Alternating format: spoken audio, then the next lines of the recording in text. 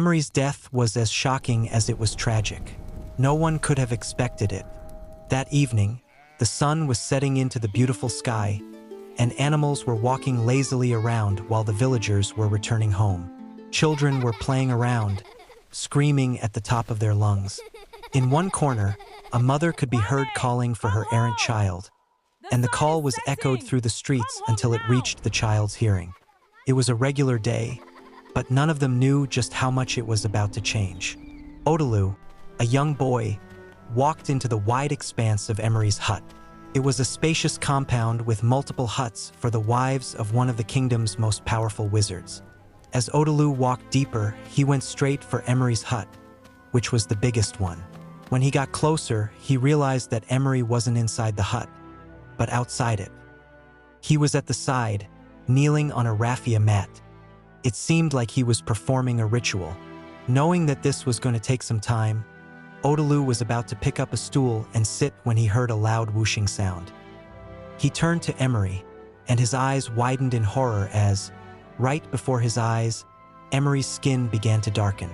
The elderly man was screaming in pain. He fell to his back, his knees folded as his body contorted as he tried to fight off the pain. But it wasn't working. It only got worse. Odalu ran to him, asking to know what was going on. But the second he touched Emory, he wrenched his hand off him immediately. Emory's skin was burning hot, as if he were on fire. And as his skin got darker and darker, Odalu realized what was going on. He was burning up from the inside. In panic, Odalu began to scream for help, trying to draw attention. All of a sudden, Emory went limp on the mat as he gave up the ghost. But his body kept burning, getting darker until his skin burned off and was blown away by the evening breeze, leaving only his charred skeleton behind. But then something else was left as well. There was a mark burned into the mat. It looked like two arrows crossed against each other. It had burned so much that it went right through the mat and into the hard ground underneath, leaving scorched marks. It was a mark that Odalu recognized, and as he stared at it, a feeling of immense dread overcame him. He could tell that this was the start of something really terrible, not just for him but for Ilomba at large. Odalu stood there like a statue, staring at the bones of one of his father's oldest friends. He couldn't believe his eyes. How could a man who had been alive and well just seconds ago suddenly turn into charred remains? Had something happened within the blink of an eye? Because Odalu was sure no one had been there besides he and Emory.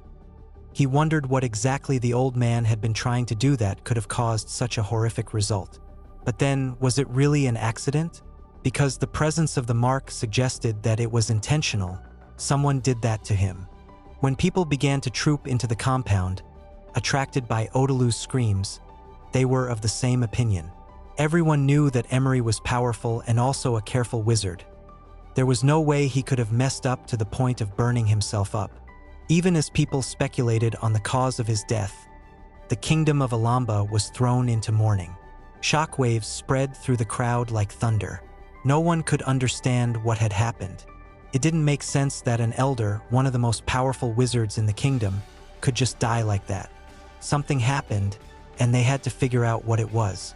And with Odalu being the sole witness to the horrific event, he was at the center of the investigation. This wasn't the first time Odalu was experiencing such intense and negative attention from people. As a matter of fact, he had always been under scrutiny, but for very wrong reasons. His birth was plagued by mysteries and controversies, one of the strongest in the kingdom of Ilomba. 5 months before he was born, his father, who was also a powerful wizard and a close friend of Emory, had died during a ritual process. He had tried to conjure a flame and ended up setting the entire hut on fire. It was such a powerful inferno that the hut was consumed totally. Even the walls were razed down and turned into ash. Surprisingly, nothing else in the compound was touched, only the hut and everything in it. The flame was so hot that no matter the amount of water poured on it, it didn't help. It was like a beast that couldn't be satiated. It kept burning for hours until it went off by itself. And when it was finally over, not even his bones could be seen. Just ashes and a black spot marking where the ill-fated hut once stood. It was a tragic case that shook the entire kingdom. Nea, Odalu's mother, who was pregnant at the time, would have lost her life in the flames as well. But she was at the market, an act which saved her life. Many people assumed that his father had gotten himself involved in something he wasn't supposed to. They thought he had sought more power, gotten involved in some dark rituals, and that ended up claiming his life. This was the talk of the village for months leading up to the very day that Odalu himself was born. That fateful day, something extraordinary happened in the kingdom of Ilomba. When Nea went into labor, dark clouds gathered over the kingdom. At first, the villagers thought it was going to rain, but they quickly remembered that it wasn't the season for rain. They could tell that something was seriously wrong. And as her labor intensified, with midwives around her, trying to help her deliver her baby, things only got worse. Strong winds blew across Ilomba. Thatched roofs were hurled off their huts, trees were uprooted from the ground, and the more resilient ones bowed furiously to the ground, trying their best to stay rooted. Soon, everyone knew that the anomalies were connected to Nea's labor. But nothing could be done. They could only hope that she would deliver her baby soon and normalcy would return. Unfortunately, Odalu took his time coming into the world, making his mother labor for hours, pushing with all her strength. At one point, the wind got into the hut, pushing the doors open, making the wrappers of the midwife and her assistants fly all over the place. And just when they thought it couldn't get any better, with one final push, Nea expelled Odalu from her womb, and he was born. At that same moment, a bolt of lightning zipped through the sky, hurtling downwards towards the earth, and followed by a deafening thunder. The lightning crashed into a tree stationed on the edge of the compound, and the thunder shook the kingdom of Ilomba to its very core. And at once, the tree burst into flames, lighting up the darkened atmosphere. Everyone ran out of their huts to see the spectacle. Even the midwife had to come to see what was happening. They were all shocked because it wasn't just a normal tree. It was one of the most powerful and sacred trees in Ilomba, located right there in Nea's compound. It had caught fire just as Odalu was born, and even worse, by the time the flames petered out, nothing was left of the tree but charred wood and a strange mark etched into the ground. A mark of two arrows crossing each other, one that was still visible to this very day. Odalu's birth threw the kingdom into confusion. What exactly did it mean? Many suspected that his late father had tried to reincarnate and failed miserably, or when he tried, he angered the gods and they punished him, and not just him, but Odalu as well. And also, when they considered everything else surrounding his birth, they could tell that there was nothing normal about his birth. From the dark clouds to the heavy gusts of wind and the tree burning, it was easy to see that Odalu was cursed. That very moment marked the start of his life as an outcast in his own village. Everyone was scared of him because they didn't want the gods to transfer the curse to them. The midwife who helped birth him refused to touch him. She instead begged the chief priest to perform a cleansing ritual on her so she would not be punished for the sins of Odalu and his late father. Due to the devastating effect of Odalu's birth, a council was held to decide what would happen to the baby. Elders called for Odalu to be thrown into the Olili River, one of the most dangerous rivers in Ilomba because it was infested with snakes, crocodiles, and alligators. It was the way the people of Ilomba broke curses placed on the kingdom. They feared that Odalu wasn't the only one cursed, and it was, in fact, the entire kingdom. So, to break it, they needed to sacrifice Odalu to the river. A lot of the elders were in favor of this. The fate of Ilomba was at stake, and one life could not stand in the way of their collective survival. While the meeting was going on, Nea, who was still weak from her prolonged childbirth, dragged herself out of her hut and walked to the palace where it was being held. She had heard of what was about to happen, and she wanted to defend her innocent baby. She told them that she would never let them take her son from her. She swore that Odalu wasn't the reincarnation of her dead husband. They needed to let the dead rest in peace and leave her innocent baby alone. Odalu had nothing to do with the wind and the burning of the tree. Why were they so keen on punishing an infant? Things only got more tense. Her words were emotional, and some of the elders had a change of heart, but others were adamant. They warned that they didn't need her permission to do what was right for the kingdom. They needed only the king's. and if she tried to stop them, she too would be thrown into the Olili River. But Nea refused to be scared of their threats. As far as she was concerned, nothing was going to happen to her baby, not while she had breath in her. She dared them to try anything with her, and they would see the lengths a determined mother could go just to protect her child. Things escalated. The council was getting messy, but things immediately calmed down when King Varsu and his advisor, Chief Ndaru, walked in. At once, Nea fell to her knees, begging King Varsu to spare her child. He, in turn, deferred it to Ndaru, telling him to take charge of the case. Ndaru listened to everyone present and decided that there was a legitimate reason for the people to be scared of Odalu. But because he was only a baby, it was too early to determine if he was indeed cursed. Ndaru then declared that Odalu would live in the Ash Quarter, which was located on the outskirts of the kingdom, where the villagers sent everyone and everything they were ashamed of and afraid of. Their diseased, disgraced, and forgotten comrades. And just like that, Odalu became an outcast. Nea refused to send him in there on his own, so she went with him. This was the best she could get because the other option would have been for them to throw him into the river. Ndaru assured her that he would keep an eye on Odalu, and once he was convinced that he was of no threat, he would reinstate them in society. Nea was happy about this. She knew her son was innocent of all the charges levied against him, so she knew that Odalu would be vindicated. Through all this, one person stayed fiercely by her side, and it was her late husband's friend, Emory. He was not powerful enough to keep them in Ilomba, but he could build them a hut and also provide them with food without any fear of repercussion. For him, it was a taboo that his late friend's son would be starving while he could do something about it. He helped them greatly, and he also told Nea and Odalu to visit his home whenever they wanted. As far as he was concerned, they were family. So, this way, even though they were outcasts, they still had a connection to Ilomba. As he grew older, Odalu tried to tap into his powers as the son of a wizard, but he always failed. Also, he never had a good teacher because no one wanted anything to do with the boy who lived in the Ash Quarter. The older he got, the worse he became. He was segregated, so while his mates were learning how to harness their powers, he was neglected and kept on the sidelines. No one paid him attention because no one ever expected an outcast to amount to anything. At one time, this made Odalu cry profusely. He couldn't understand why he was being punished for something he didn't do. He blamed his father for getting involved in dark rituals, trying to seek more power, which in turn brought down the curse of the gods on him. And as a result, he was suffering. Despite everything, Odalu kept trying to learn. He didn't want the powers in his bloodline to die out. So, he snuck around the village of Ilomba, keeping out of sight as he watched other wizards like him learn how to use their powers. But since he lacked access to study materials, there wasn't much he could do.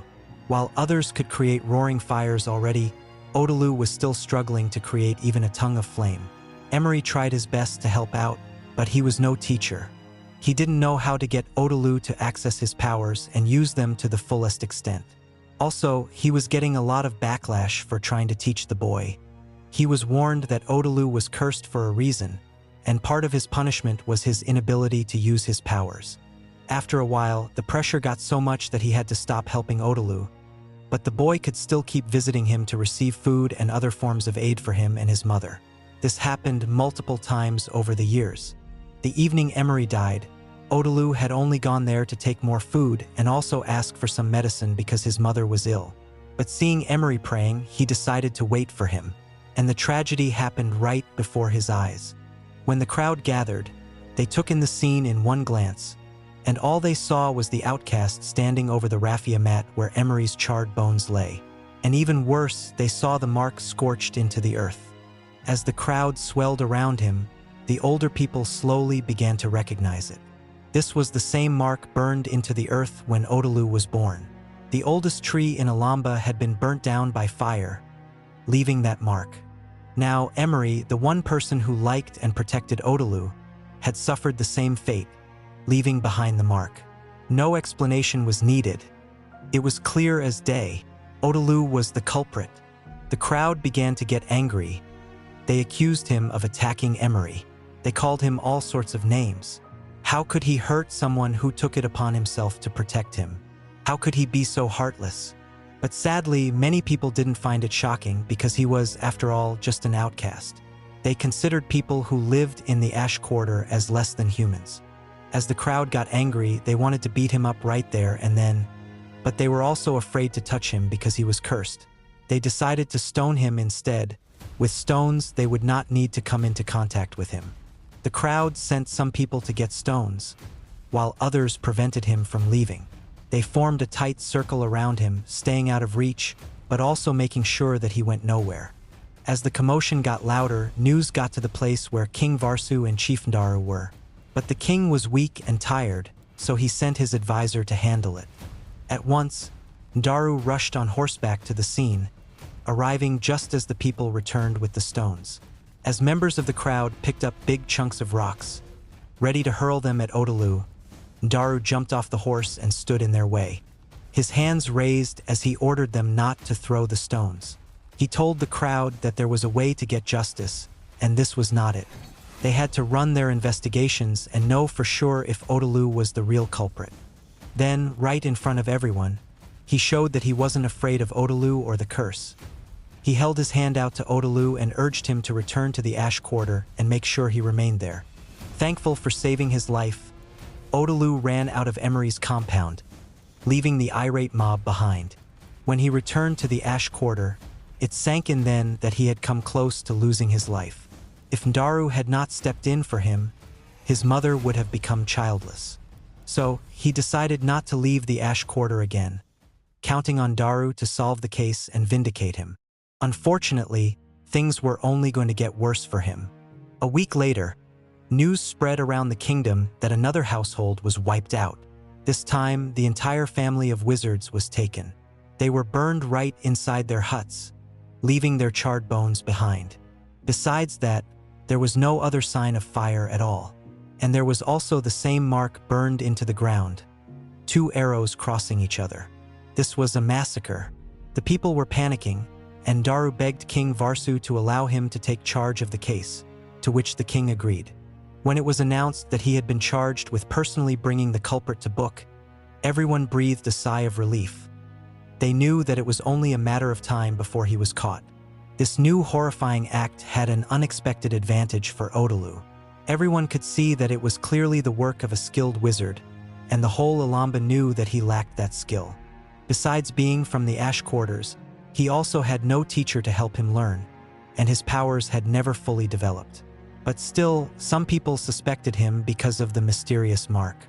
So, Ndaru was tasked with getting to the bottom of the case and uncovering the culprit. This also meant that Odalu could now walk freely once more in Ilomba. One evening, Ndaru visited him and gave him a shocking revelation.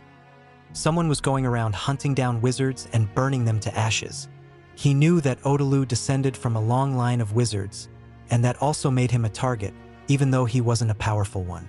He was still at risk, and Ndaru then introduced him to Baru, an old wizard who was personally going to take up his training and ensure he could protect himself.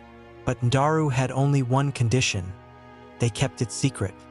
He was doing it to protect Odalu, and if people found out he was helping an outcast cursed by the gods, he could lose his standing in society. As Baru took Odalu under his tutelage, teaching him spell work and how to perform rituals and also deflect spells aimed at him, Ilomba was drowning in tragedies. 2 more families were wiped out within the space of a month. Also, powerful wizard families, and in both cases, the marks were burned into the ground. Odalu tried to focus on his learning, but the deaths around him were drawing his attention.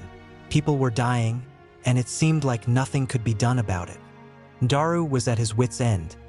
Whenever he felt like he was getting somewhere, another family was struck by the same tragedy.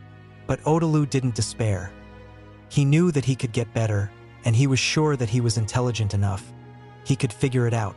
As he got more powerful, he realized one secret that he never knew about himself. He had a gift of sight. He could see visions. The first time he saw a vision, all he saw were tongues of fire that seemed to engulf a hut. But that vision alone gave him a splitting headache, and it rendered him temporarily blind for the rest of the day. That was how powerful it was. And as he trained harder, he tried to focus more on his visions, but he kept seeing the same thing. Fire. First, it was burning up a hut, then it was engulfing a man. Baru was persistent. He kept on pushing Odalu, wanting him to get to the very edge of his powers. One day, while he was training, another vision hit him. He saw himself in King Varsu's palace. It was in flames, and everything was falling as people ran for their lives. But in the center, one man stood. He was on fire, but he didn't seem to feel it. He then turned to Odalu, almost as if he could see him, and he said one word, "Equim." When the vision was over, Odalu was confused. He recognized the name. That was his paternal grandfather's name. He wondered what the vision meant. Did it really corroborate everything people suspected of him? Did he indeed have something to do with all the atrocities happening in Ilomba? Odalu was scared and confused. He knew that the visions were coming for a reason, and he needed to figure it out. After training, he went to his mother, Nay, and told her all about his vision. She confirmed that Equim was indeed his grandfather's name. But she didn't know much about him because Odalu's father rarely talked about him. But what she did know was that in his time, Equim had been one of the most powerful wizards in Ilomba. He was from a totally different era. This wasn't enough information, so Odalu decided that he was going to find out more. That very night, another family was wiped out. They were burned in their beds, and the same mark was burned into the compound. This shook the kingdom of Ilomba, and Daru became desperate. He gave a decree that anyone displaying powers that couldn't be explained, or those who failed to register that they were wizards, would be executed. Things were getting out of hand in the kingdom. People were afraid because they were not safe in their homes or outside of them. Odalu believed that if he could figure out the meaning behind his visions, then he would be able to find the culprit. But he was running out of time. He had to solve it all before the next family fell victim. So, while Ndaru was out in the kingdom searching for the culprit, going from hut to hut, Odalu snuck into the royal temple. He was reading scrolls, trying to find out more about Equim. For days, he pored over countless pages, but he didn't find even one mention of his grandfather's name. It didn't make any sense. If Equim had been as powerful as Nay said, then he would have been in the records. But there was nothing. He didn't despair, though. He decided to pivot a bit. He searched for case files of the killings, compiled by Ndaru himself. And he found one strange pattern. The attacks happened at the same point in the same lunar cycle, either when the sun was setting or the moon was at its peak in the night sky. Whoever was committing these crimes was drawing power from nature. Upon further investigation, he also realized that every killing was done on the site of a decommissioned shrine. From Emory's hut to every other victim, there had once been a shrine there which was also a source of power. Had the culprit counted on that? Because it was well known that even if a shrine was decommissioned, it still had powers. The more he thought about it, the more it made sense. Even at his birth, the sacred tree that caught fire was also a decommissioned shrine. It told him something else. The culprit wasn't as powerful a wizard as they seemed, because they had to rely on external sources for their power. This discovery led him to look more into the mark that was burned into every site. It turned out that the mark belonged to a secret sect of powerful wizards in the past. They were so powerful that kingdoms all around Ilomba feared them. They were known as the Two Arrows. Sadly, that was all he found. Nothing was pointing to the identity of the wizards that made up the Two Arrows. He wondered if the descendants of the wizards in the sect were responsible for the attacks happening currently. As he looked further, he realized that the Two Arrows had been most active during Equim's lifetime. This was deeply unsettling. Odalu began to wonder if his grandfather was also a member of the sect. He needed to know more, but there was nothing else at the temple. So, he gathered everything that he had and rushed to the palace. He shared his findings with Ndaru and King Varsu, telling them that the current attacks were linked to the Two Arrows, the powerful sect. However, everyone laughed at him, and Ndaru was furious with him. He warned Odalu to remain in the Ash Quarter, because there was nothing he could do. At that moment, Odalu realized why they were not paying him any attention. It was because he was an outcast. They refused to believe that he could figure it out. This only made him more determined. He spread out the scrolls and marked the patterns where the killings happened. He then went on to predict when the next attack would happen. But the king ordered him out of the palace. Odalu was helpless. He just couldn't understand why they didn't want to listen to him. If they worked with him, they could save an entire family from being wiped out. He was disappointed, especially in Daru, whom he believed saw more in him than being an outcast. And true to his prediction, another wizard's family was wiped out. Not just any family, but Baru's, the very wizard who taught him how to wield his power. This was a huge blow to Odalu, and he swore to avenge his teacher, regardless of what everyone else thought of him. Unfortunately, nothing was going according to plan. Wiping out Baru's family happened at sunset when everyone was retiring for the day, and it was fresh after Odalu's bold claims in the palace, and everyone could still remember it. But they didn't see him as someone who could help them solve it. Instead, they once more resumed suspecting him. They had also found out that he was not as powerless as they thought. They somehow found out that Baru had taught him, and that made it even worse. They believed that he could do such a horrible thing to his own teacher. Daru no longer protected him, and Emory wasn't there either. He was all on his own. His mother urged him to run away because if the villagers laid their hands on him, he would never survive. So he ran off into hiding. But he knew he couldn't just hide. He had a duty to find out the truth. With no other choice, Odalu broke into the royal archive, which was a small library exclusive only to the king and his advisor. Odalu used his powers to knock the guards unconscious and open the locked doors. He then began his search. If he couldn't find any more information here, then he would never be able to find it. His life would be ruined forever, and families would keep dying. He had to risk it. Thankfully, in the royal archive, he found another scroll that had a list of all the members of the Two Arrows. And with shock, he saw a lot of familiar names on the list. Every family that had been killed descended from a member of the Two Arrows. Baru's ancestor was a member. Emory's father was also a member. And even Equim himself, Odalu's grandfather, was a member. Not just any member, he was their leader, the most powerful of them all. It slowly began to make sense. Someone was killing off all the descendants of the Two Arrows.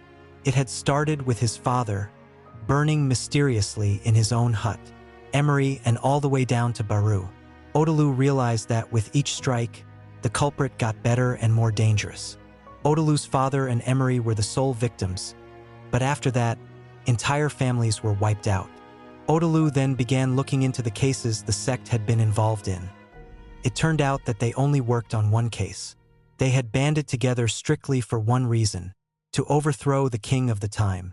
He was a wicked and evil king who allowed his people to suffer while he gathered wealth. And anyone who dared to speak against him was imprisoned.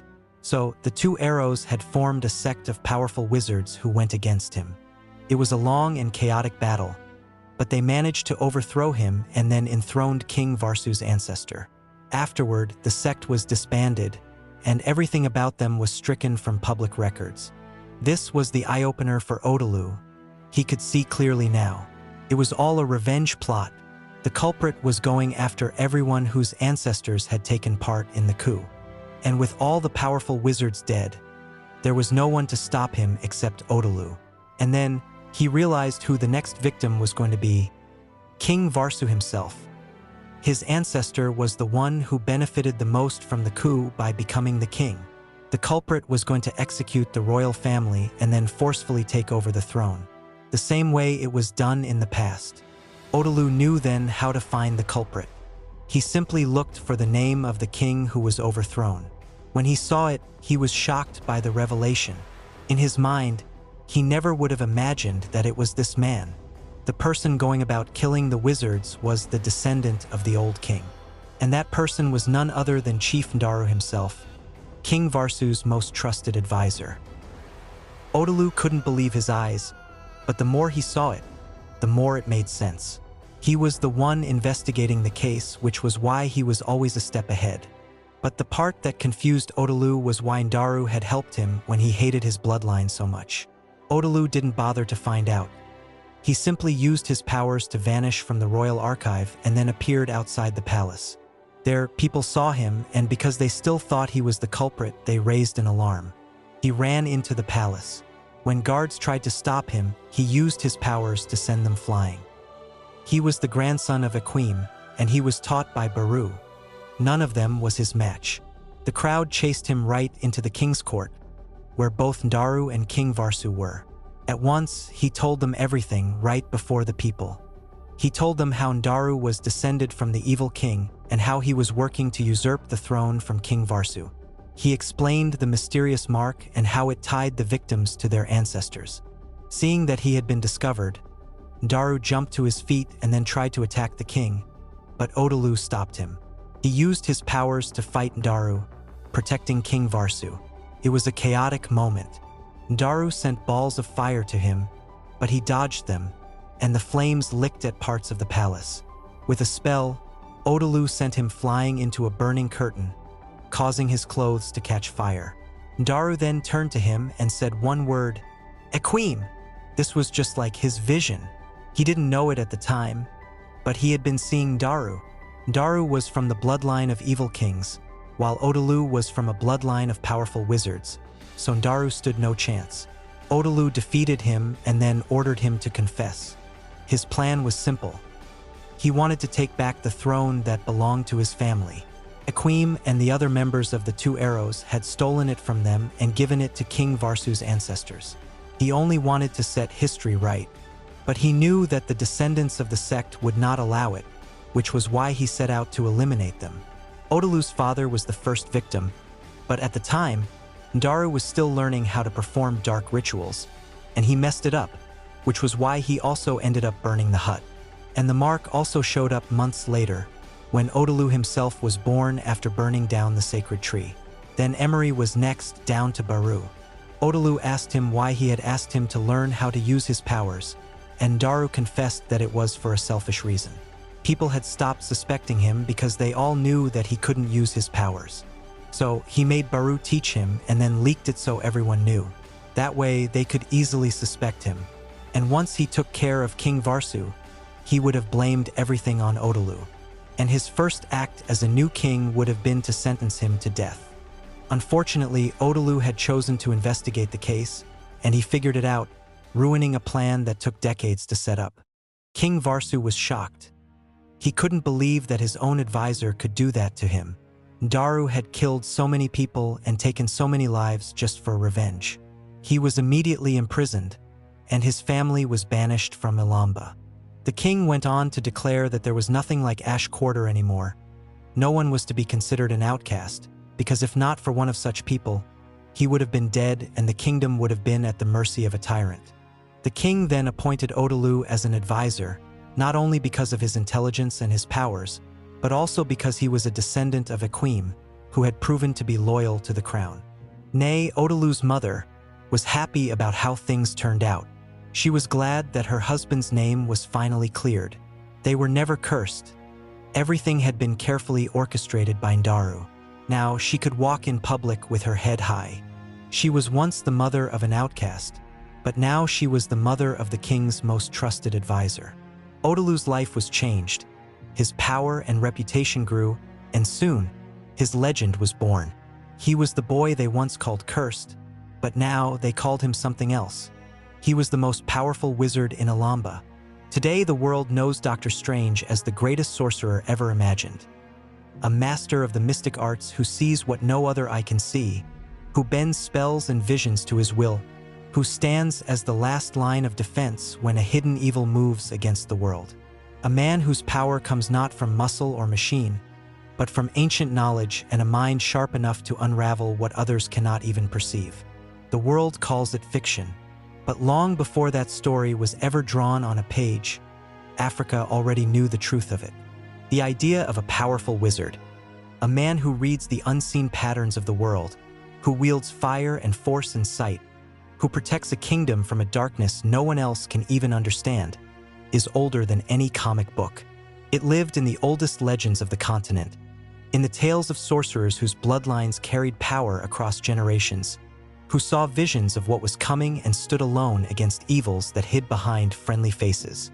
Odalu was one of those legends, a boy the world called cursed, cast out, sent to die, blamed for every shadow that fell across his kingdom.